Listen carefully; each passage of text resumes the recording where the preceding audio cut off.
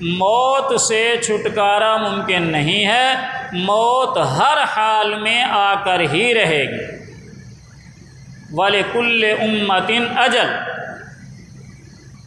ایک آیت میں فرمایا وَلِكُلِّ أُمَّةٍ أَجَلٌ، کہ ہر گروہ کو مقررہ وقت ہر گروہ کے لیے آنا ہے۔ اجل سے مراد مقررہ وقت ہے، جس کو عام زبان میں موت کہتے ہیں، کہ ہر گروہ کا، امت سے مراد یہاں گروہ ہے، یعنی آدمیوں کا گروہ، انسانوں کا گروہ، جانوروں کا گروہ، مختلف اقسام ہیں، اجناس ہیں، تو ہر گروہ کی موت کا وقت مقرر ہے۔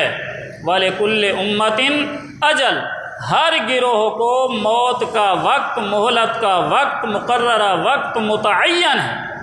فَإِذَا جَاءَ أَجَلُهُمْ، جب ان کا وہ وقت متعین آ جائے گا، یعنی موت کا وقت جو مقرر ہے وہ آ گیا، لا يستأخرون ساعة ولا يستقدمون، تو ایک سیکنڈ بھی نہ تو اسے پیچھے کر سکتے ہیں نہ ہی اسے آگے کر سکتے ہیں۔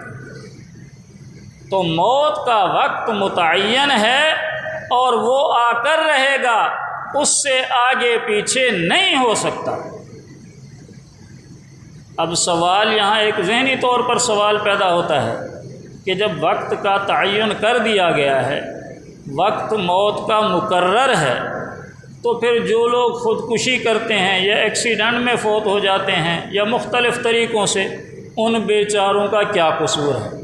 ان کا تو لکھا ہوا ہی ایسے ہے کہ اس نے خودکشی ہی کرنی ہے اور اس کی موت ایکسیڈنٹ میں ہی آئے گی اور اس کی موت دریا میں ڈوبنے سے ہی آئے گی، تو پھر ان کا کیا قصور؟ جواب یہ ہے کہ یہ تقدیر کو نہ سمجھنے کی وجہ سے ہے۔ یہ سوال کیوں پیدا ہوا؟ اس لیے کہ ہمیں تقدیر کا علم نہیں کہ تقدیر کہتے کسے ہیں۔ ہم نے تقدیر کو غلط سمجھ لیا ہے۔ صرف دو جملے ہیں جس سے تقدیر سمجھ آ جاتی ہے۔ ایک جملہ یہ ہے کہ یہ کام فلاں نے اس لیے کیا کہ اس کی تقدیر میں ایسے لکھا ہے، یہ جملہ غلط ہے۔ یعنی فلاں کو موت فلاں ذریعے سے اس لیے آئی کہ جی اس کی تقدیر میں ہی ایسے لکھا تھا۔ صحیح جملہ یہ ہے کہ چونکہ اس نے یہ کام کرنا تھا اور اللہ تعالیٰ کو علم تھا کہ یہ آدمی فلاں طریقے سے مرے گا۔ اللہ تعالیٰ تو عالم الغیب ہیں اور قدیم ہیں، ہمیشہ سے ہیں، ہمیشہ رہیں گے۔ اللہ تعالیٰ کے علم میں تھا اس آدمی کی پیدائش سے بھی پہلے کہ ایسے ایسے آدمی فلاں عرصے میں پیدا ہوگا اور فلاں طریقے سے یہ مرے گا، تو اللہ تعالیٰ نے فرشتوں سے کہہ دیا کہ اس کی موت اس طرح لکھو۔ یعنی ایک جملہ یہ ہے کہ فلاں آدمی نے یہ کام اس لیے کیا کہ اس کی تقدیر میں ایسے لکھا تھا، اور ایک جملہ یہ ہے کہ تقدیر میں اس لیے لکھا گیا کہ اس نے یہ کام ایسے کرنا تھا۔ تو یہ دوسرا جملہ ہے اصل تقدیر۔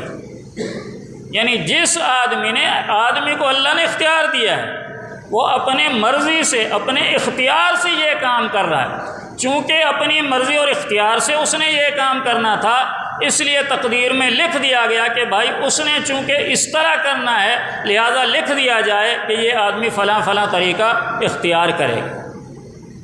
بہرحال موت کا وقت متعین ہے اور موت نے آ کر رہنا ہے، اور موت سے بچاؤ ممکن نہیں ہے۔